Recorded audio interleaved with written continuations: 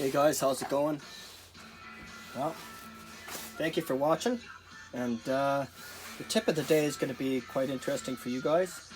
I do this on a regular basis, so I'm going to share this tip with you.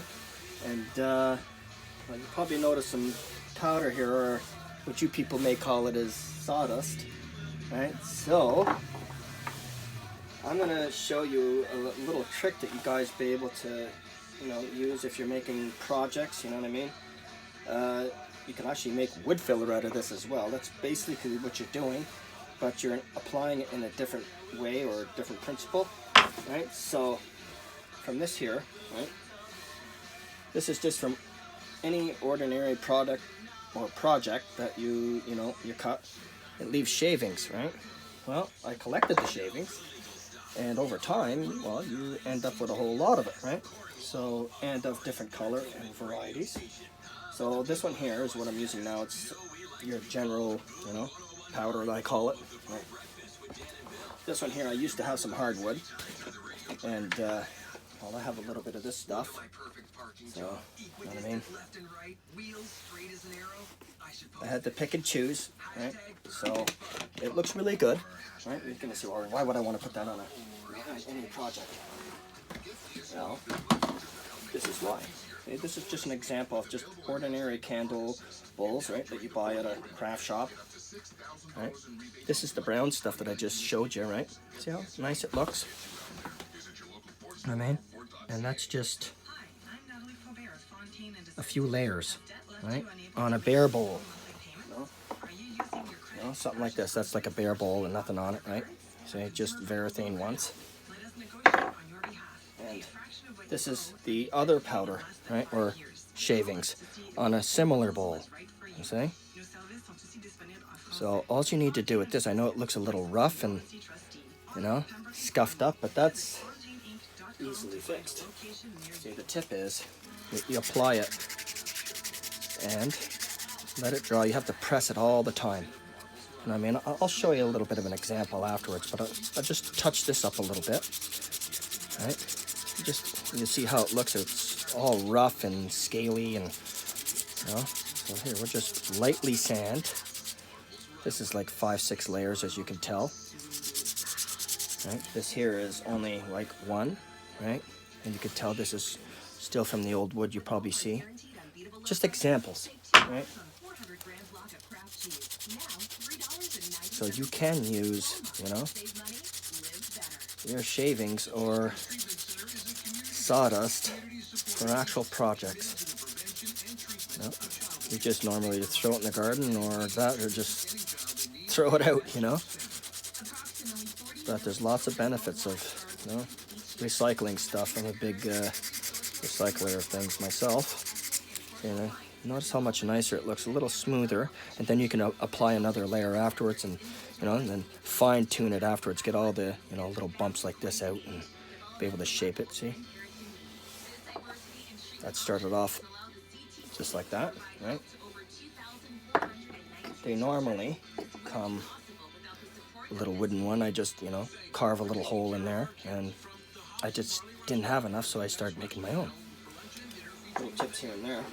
Right, so for the example, right, so I'm going to put another layer on this one here. So I like to use, Elmer's, right? Really good glue. It sets fast. You'll be able to work with it easy too. So it's nice. So just very simple. Right? I just put a little bit at a time because I don't like to have any buildup. So, right. You can use whatever you want. I'm just using my fingers, right? Just example. Right? So I just want to make it more round. Just be nice to put a tea light in it. Nice idea. All right, so I'll just take this off. Okay. If you wanted to make the bottom pieces, whatever's on your hands, you start off with that. You put it into a little ball, and then you stick it in the bottom. You shape it. Another little tip there. So now I just take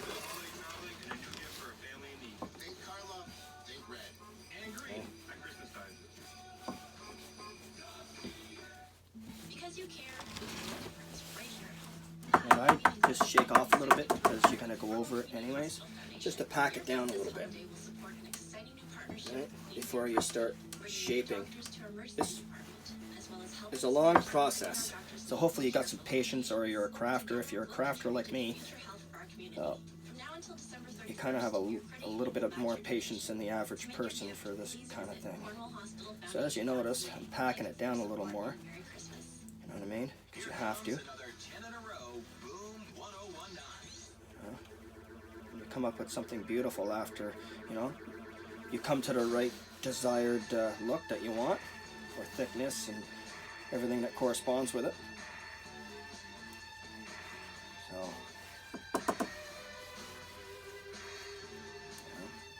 see, I didn't put a lot of glue either too, so, you know what I mean?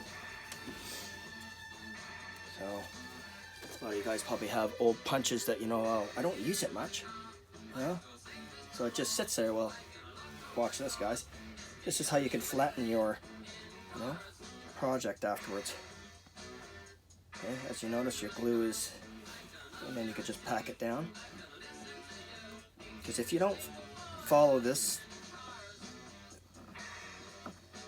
you'll end up in a whole lot of trouble when you come time to verathane. It'll flake and it'll start to, you know, crumble on you. You don't want it to crumble. You want it to look as natural as possible, like it was always like that. There we go. You know? Yeah, very, very nice. Okay.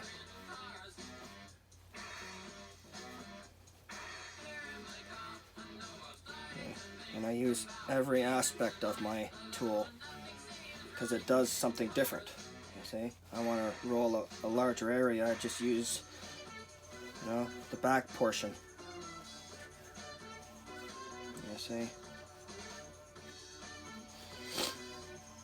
All right.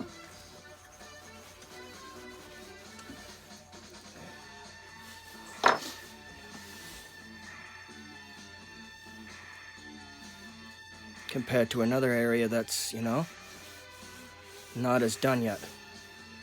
So, you know, then you just flake off whatever, right? And let it dry. And me, I just continue to flatten until it dries because it, you know, it holds better. And then you get a more natural look as you're seeing here. And I lightly brush it, you know. And that's your tip for the day, guys. Thanks for watching, and see you in the next video, guys. Bye for now.